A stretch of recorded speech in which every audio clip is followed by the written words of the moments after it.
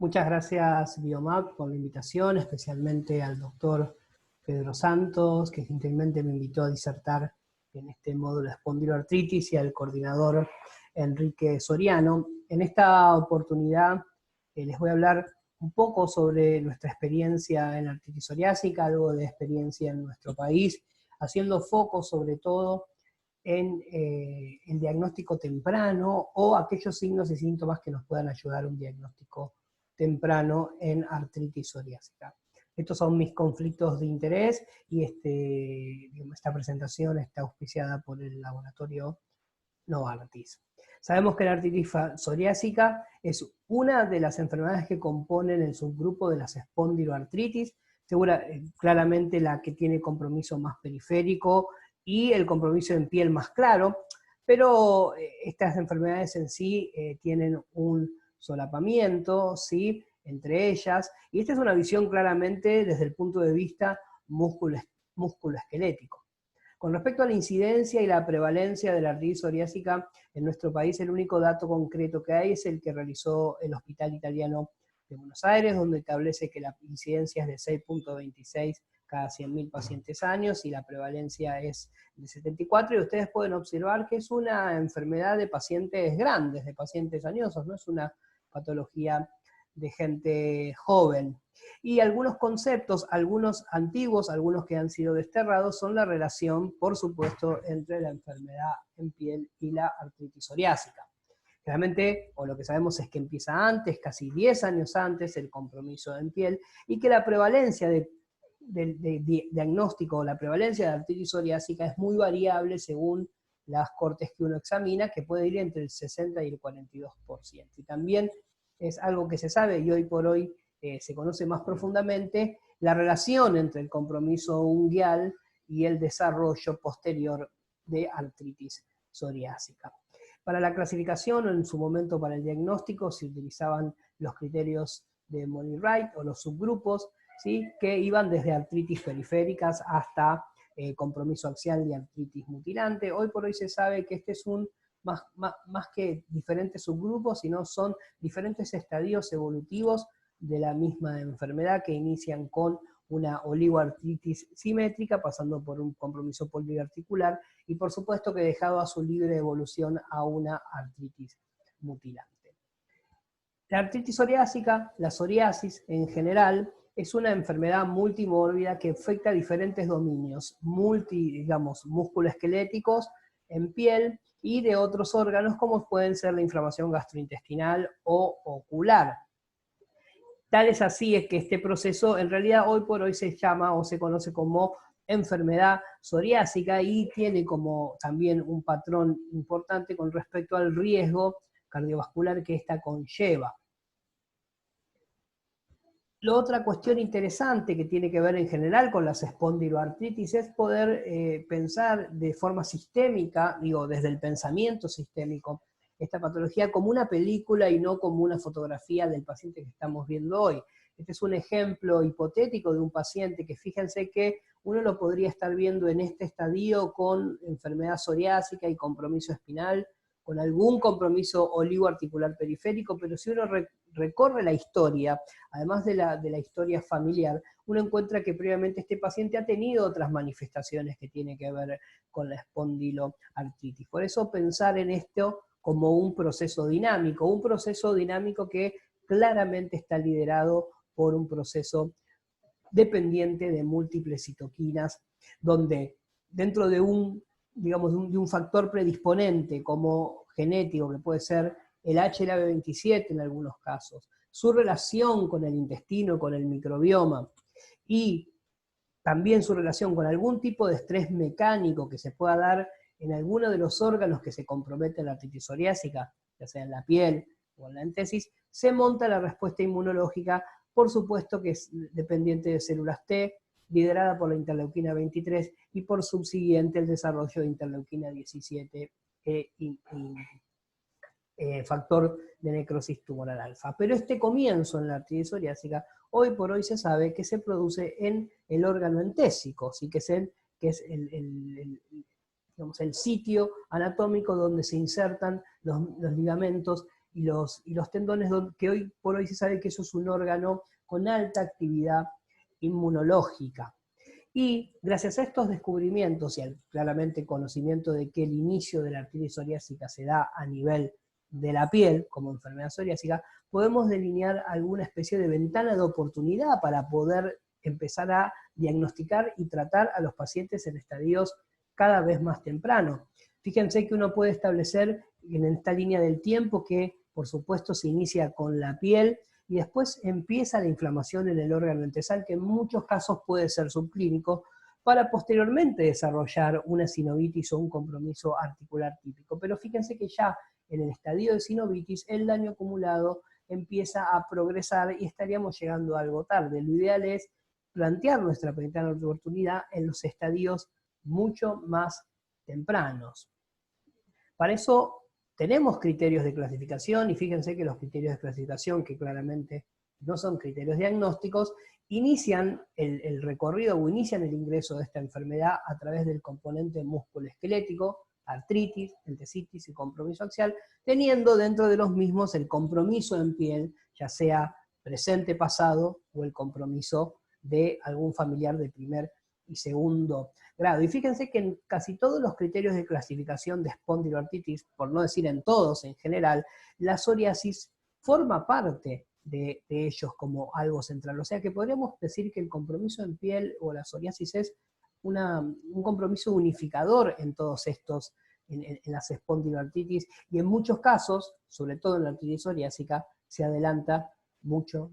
tiempo. O sea que quizás sea el inicio de los procesos musculoesqueléticos, la enfermedad en piel. En nuestra corte, que ahora vamos a publicar prontamente, nosotros pudimos en este grupo diagnosticar espondiloartritis de inicio, ¿sí? Y lo que pudimos observar es que, claro, la mayoría de alteración o el compromiso no musculoesquelético en su mayoría era psoriasis, tanto en los pacientes como en los antecedentes familiares. ¿Sí? El compromiso más común era la psoriasis. Y hay muchísima evidencia, como le dije previamente, sobre la prevalencia de artritis psoriásica en pacientes con psoriasis en piel. Hay datos tanto de Brasil como de Argentina, y como verán, son bastante variados de acuerdo a cómo uno clasifica o define los compromisos articulares. Nosotros, por nuestro lado, lo que hicimos es evaluar la incidencia de la artritis psoriásica, pero en una consulta de dolor musculoesquelético. Eran 753 pacientes que fueron ingresados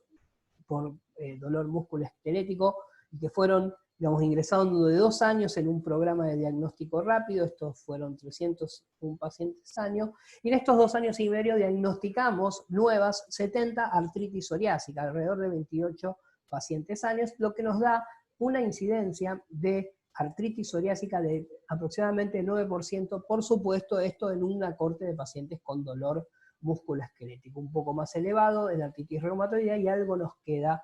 de pacientes no clasificados. Con respecto a los pacientes con artritis psoriásica, por supuesto, el 70, casi el 80% tenían psoriasis en piel, y 31% fueron diagnosticados a través de los antecedentes familiares. Entonces, podemos empezar a hablar de que hay predictores cutáneos, algunos con mucha evidencia y otros quedaron como en el anecdotario, ¿sí?, del desarrollo de la psoriasis, y les voy a explicar por qué. El tema de la severidad de la psoriasis se relacionaba con el mayor desarrollo de artritis psoriásica, y esto cayó un poco en desuso, y ahora les voy a mostrar por qué. Con respecto también a la localización de esa psoriasis, eso se mantiene un poco estable con respecto a que aquellos pacientes que tienen compromisos en pliegues en la región perineal desarrollan mayormente artritis psoriásica. Sí, lo que es la edad de inicio, cuanto más temprano inicio la psoriasis, más chance de desarrollar la artritis psoriásica. Y con respecto a la enfermedad en piel, en uña, claramente hoy por hoy se sabe que la uña tiene una relación directa con los tendones extensores de los dedos y conformaría una verdadera entesis. Vale decir que hoy un paciente con un compromiso unguial, ya estamos hablando de un paciente con compromiso musculoesquelético. Con respecto a la severidad en piel, que era lo que se creía que cuanto más severa era la psoriasis, peor era, o más chance de desarrollar artritis psoriásica, en este estudio pudieron observar que según la severidad de la psoriasis definida por la lesión target, que es una forma de medir el compromiso en piel, no había, digamos, un aumento de la cantidad de, por ejemplo, de articulaciones inflamadas con respecto a cuanto más compromiso en piel había. O sea que pacientes con un compromiso en piel más leve, o sea, con una lesión target mucho menor, tienen una artritis psoriásica tan severa como si tuvieran compromiso de piel. O sea que no hay una relación directa. Sí, lo que sabemos es que si no diagnosticamos rápidamente y tratamos la artritis psoriásica, tenemos desenlaces peores, tenemos enfermedad erosiva, mayor chance de artritis mutilante y, por supuesto, mayor alteración funcional medida con HAG o alteración del esqueleto axial, etcétera, etcétera. Por eso la relación entre el reumatólogo y el dermatólogo debe ser fluida y hasta se han constituido clínicas de dermatología y reumatología, y muchos cuestionarios se han desarrollado para facilitar el envío o la derivación de los pacientes desde el dermatólogo hacia el reumatólogo. Este es el PASE que fue validado por el equipo también del Hospital Italiano de Buenos Aires, con una muy buena sensibilidad y especificidad para detectar la artritis psoriásica. El TOPAS, que es otro que incluye fotos, y el PES es uno que incluye también un lugar donde el paciente puede marcar donde le duele, y si usa un score de 3 y más de 3, esos pacientes deberían ser derivados a la consulta con reumatología. Pero a veces estos cuestionarios muy bien intencionados no funcionan. Fíjense que en la clínica de Oliver Fischeran, ellos volvieron a evaluar 100 pacientes con psoriasis que estaban en la clínica de dermatología y encontraron que un 30% de esos pacientes cumplían criterios, eran diagnosticados de artritis psoriásica y no habían sido derivados a la reumatología, al departamento de reumatología a través de estos cuestionarios. Y fíjense que lo que aparece nuevamente es el tema de la enfermedad o del compromiso en uña. Aquellos pacientes que no fueron diagnosticados con artritis psoriásica tenían mayor proporción de enfermedad en uña. Y otra herramienta importante para detectar enfermedad articular subclínica es la ecografía, sin duda. Este es un trabajo con un tiempo, pero uno de los más importantes que desarrolló el grupo español, y fíjense, un grupo de pacientes con psoriasis sin compromiso en piel encontraron manifestaciones musculoesqueléticas no clínicas, tanto de sinovitis como entesitis, en pacientes con psoriasis, y con una diferencia con respecto a los controles. En nuestra corte nosotros tenemos un sistema de diagnóstico rápido, donde aceptamos los pacientes que nos derivan los dermatólogos, ya sea con psoriasis y síntomas periféricos, derivados, o que vienen espontáneamente, o que son atraídos a través de alguna campaña realizada por sociedades científicas. Los pacientes son prescrineados con un test e ingresan y se le hacen todos los estudios, incluidos diagnóstico por imágenes, y en una estación final, un médico le hace las evaluaciones clinimétricas y le consulta sobre síntomas axiales, y esto lo vamos a ver un poco más adelante. Más allá de todos los datos recabados, ya sea por el compromiso axial y periférico, lo que quiero que vean es que los pacientes clínicamente no tienen un compromiso en entesis clínico manifiesto, y cuando uno le hace la ecografía por entesis, la mitad de los pacientes ya tienen, sin decir que tienen dolor en la zona de los aquiles o de los puntos que miden las entesis, no tienen manifestaciones, pero el 50% tienen compromiso ecográfico. Esto ya lo demostró el doctor Ruti y colaboradores también en la Ciudad de La Plata hace algún tiempo. Pacientes con cualquier tipo de espondiloartritis sin compromiso clínico de tipo entésico encontró que al 41% de los pacientes sin entesitis, de las entesis evaluadas, estaban comprometidas. Claramente estamos hablando en este caso, de una enfermedad que se está iniciando en el órgano entesal. Con respecto al compromiso axial, fíjense que uno puede considerar a las espondiloartritis como una enfermedad polar,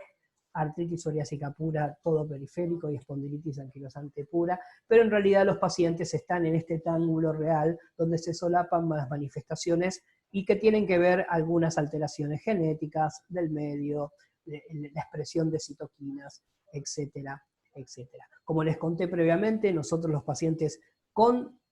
sospecha de artritis psoriásica le consultamos sobre el compromiso axial, sobre el dolor lumbar, y aquellos pacientes que cumplen algunos criterios específicos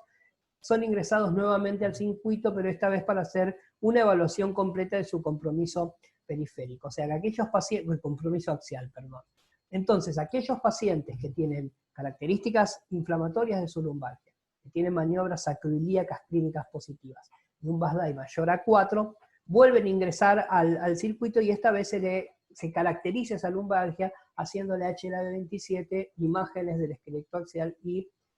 el score funcional. Nosotros encontramos en nuestra corte que un 37% de los pacientes tenían compromiso axial de alguna de estas características, y claramente eran pacientes con lumbalgia inflamatoria, pero la proporción de HLA-27 que se cree que en estos está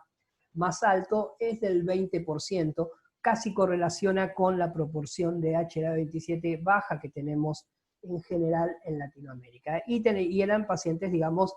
claramente con un compromiso axial activo. Y cuando evaluamos si este compromiso axial tenía un impacto en su enfermedad psoriásica, en su artritis psoriásica, pudimos ver que los pacientes que tenían compromiso axial tenían más compromiso de entesis, una alteración articular mayor y por supuesto un HAC mayor. Claramente estamos hablando de que el compromiso axial agrega una carga a la enfermedad muchísimo mayor en forma genérica, por eso es importante tenerla en cuenta. Y lo que no debemos olvidar, que atrás de cada paciente que estamos evaluando, ya sea por psoriasis, el dermatólogo, por espondiloartritis, el reumatólogo, o por una enfermedad inflamatoria intestinal del gastroenterólogo, hay una cantidad de familiares de primer y segundo grado que podrían estar afectadas por alguna de estas patologías. Por lo tanto, siempre estar activo pensando qué podemos hacer por estos pacientes y sus familiares. Hablamos del diagnóstico temprano, de las detecciones tempranas desde el punto de vista cutáneo y musculoesquelético, y vamos a hablar un poco rápidamente de los tratamientos. Hoy tenemos múltiples mecanismos de acciones que actúan en diferentes dominios de la enfermedad psoriásica, y claramente hay que tener un enfoque del tratamiento guiado a un objetivo, con un objetivo de remisión, y en esta donde se hace especial hincapié en el trabajo multidisciplinario, ya sea con dermatólogos, oftalmólogos y gastroenterólogos. El enfoque de T2T claramente todos los conocemos, tiene que ver con tener un objetivo de tratamiento, llegar a la remisión y en caso que no se pueda, a la baja actividad de la enfermedad y mantener esa remisión. Hace algún tiempo el estudio de TICOPA demostró que aquellos pacientes que son seguidos con artritis psoriásica con un objetivo claro, en este caso Minimal Disease Activity, y con un formato de seguimiento de treat to target, o sea, tratamiento estricto, tienen mejores desenlaces, mejores respuestas que aquellos pacientes que son seguidos en una forma, por decirlo, irregular, ¿sí? O con un estándar distinto al T2T. Esto se demostró, digamos, en los criterios de valoración primaria, que era de la CR20 en general, que aquellos pacientes con un seguimiento más estricto tenían mejores resultados, y la definición de remisión se hizo a través digamos, del cambio de tratamiento del objetivo a través del MDA. Pero a veces el MDA nos resulta un poco difícil, en general, de implementarlo en la clínica, si bien si tenemos los datos establecidos en un formato de historia clínica, lo podemos ir midiendo, pero por ahí para la práctica clínica cotidiana, un esquema parecido a este, donde uno puede estratificar el riesgo de los pacientes según la cantidad de su compromiso en piel y articular, es interesante para tener en cuenta el tratamiento y guiar el tratamiento a ese tipo de severidad. Con respecto a los tratamientos, el metotrexato es una de las drogas más discutidas. Tenemos muy claro que su uso en artritis reumatoidea no hay discusión, pero en la artritis psoriásica, y un poco tiene que ver este estudio, el estudio MIPA, que no mostró diferencias significativas entre un grupo de pacientes que recibía metotrexato. Podemos discutir algunas cuestiones metodológicas de este estudio, pero en realidad se tienen algunas certezas con respecto a esto. Aunque si uno observa, por ejemplo, que es un ensayo clínico del estudio ADEP, es un estudio pivotal de artritis psoriásica con adalimumab,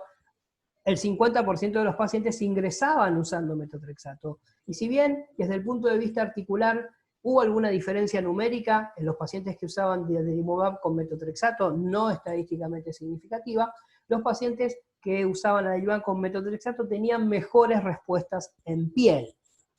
Este es un estudio multicéntrico que hicimos con varios colaboradores de Argentina, donde fíjense que los pacientes, si bien estaban todos tratados con biológico, pero la mayoría, el 76%, estaban concomitantemente con metotrexato. Y estos pacientes previamente, el 90%, habían iniciado su tratamiento con metotrexato. Puede tener que ver con una situación socioeconómica, pero en Latinoamérica o en Argentina todavía sigue siendo una droga de uso muy común el metotrexato en artritis psoriásica.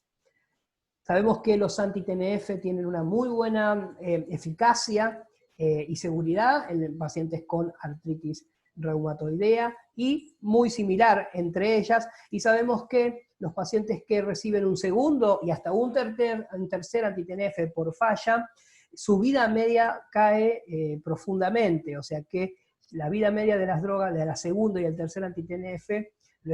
no es muy buena, y esto lo dicen estos dos registros importantes, pero hay que tener en cuenta que eso por hoy cambió, hoy tenemos nuevos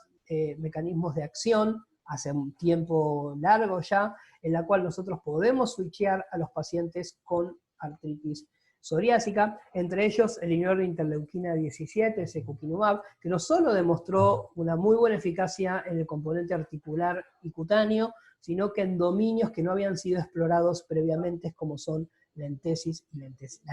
y la dactilitis. Hoy por hoy sabemos que también se está explorando el compromiso axial en la artritis psoriásica. Hay un montón de drogas, tanto inhibidores del JAK como inhibidores de la fosfodiesterasa 4, que tienen diferentes, o el abatacept, diferente eficacia de acuerdo al dominio medido, pero claramente no alcanzan los, digamos, objetivos que alcanzaron en su momento los anti-TNF y los inhibidores de la interleuquina 17 actualmente. Otra situación ideal e importante en el día de tratamiento es el advenimiento de las guías de práctica clínica. No voy a ahondar en cada una de ellas, pero mostrarles, por ejemplo, las guías de grapa, que dentro de las más nuevas es la más viejita, pero que como pro es importante porque está consensuada entre un equipo de dermatólogos y reumatólogos que conforman el grupo grapa, y desminuza o diseca el tratamiento en los diferentes dominios de la artritis psoriásica, lo cual las hace muy práctica. Uno puede entrar por el compromiso en piel, por la entesis, y ahí poder ver cuáles son las recomendaciones. Nosotros el año pasado desarrollamos las guías de la Sociedad Argentina, también con metodología Gray, y se mantiene este esquema de tratamiento por dominio, lo cual nos parece más práctico e interesante. Y no solo, en este caso, el único dominio que faltaría es la piel, ya que referenciamos a guías locales y latinoamericanas de compromiso en el piel específicamente, pero el enfoque y la metodología Gray fue muy buena, y por suerte tenemos estas guías que nos ayudan muchísimo. Y las últimas, que fueron presentadas en el EULAR del 2019 y publicadas durante este año, donde EULAR ya clasifica o ya puede o hace un approach de los pacientes más por dominios, donde se juega un poco más al compromiso entesal y axial, y donde como primera línea de biológico incluye los anti-interleuquina 17 y los inhibidores de interleuquina 12 y 23, y es más, recomienda estos cuando, además de enfermedad articular, hay mucho compromiso en piel, y deja, digamos, un apartado especial para pacientes con entesitis y con compromiso axial, el uso de inhibidores de la interleuquina 17. Con respecto a todo este proceso de cómo podemos hacer para diagnosticar temprano y tratar rápidamente a los pacientes y que no tengan problemas con las manifestaciones articulares, este trabajo de Argentina, el italiano de Buenos Aires, es muy interesante. Creo que nos deja un poco la certeza de que el paciente, tratándolos en estadios tempranos y hasta antes de lo articular, en piel y en enfermedad antesal sería lo ideal. Este es un grupo de pacientes con psoriasis, que fueron un grupo tratado con biológicos y otro grupo tratado con otras drogas, y ellos pudieron observar que aquellos pacientes tratados con drogas biológicas, que son los verdes, digamos, que son los azules, tenían un menor riesgo de desarrollar artritis psoriásica en el futuro, y aquellos que eran tratados con tratamientos tópicos o limar sintéticos, la chance de desarrollar artritis psoriásica era mayor, y lo pueden ver bien en estas líneas. Por lo pronto, tratar la enfermedad piel en forma agresiva va a prevenir el desarrollo de artritis psoriásica. Estamos trabajando sobre la ventana de oportunidad y estamos previniendo el altísimo riesgo cardiovascular que tienen los pacientes con artritis psoriásica, aún de jóvenes. Para que todo esto es posible, es necesario y trascendente que se trabajen en centros que estén capacitados para abordar al paciente este informe integral, en centros de excelencia, en centros que trabajen en clínicas de trabajo conjunto entre dermatólogos y reumatólogos, con una mirada de gestión y una mirada transdisciplinaria, con un enfoque de tratamiento de treat to target. Claramente esto tiene que ver con la medicina centrada en el paciente.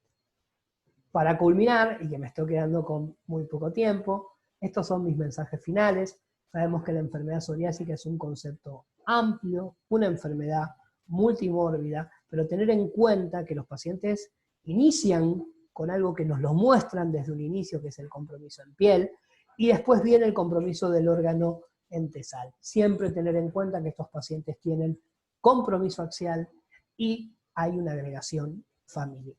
Para el tratamiento es necesario un enfoque treat to target. Por suerte tenemos múltiples mecanismos de acciones que nos están ayudando al tratamiento y guías de tratamiento, ya sea internacionales y locales, que hacen, disminuyen la brecha de las necesidades insatisfechas. Y por último, hablando de necesidades insatisfechas, es primordial trabajar con centros de manejo integral y transdisciplinario, como es en este caso Biomab, para poder llevar una mejor calidad de vida de estos pacientes. Bueno, nuevamente muchas gracias por la invitación y bueno, quedamos abiertos a las preguntas.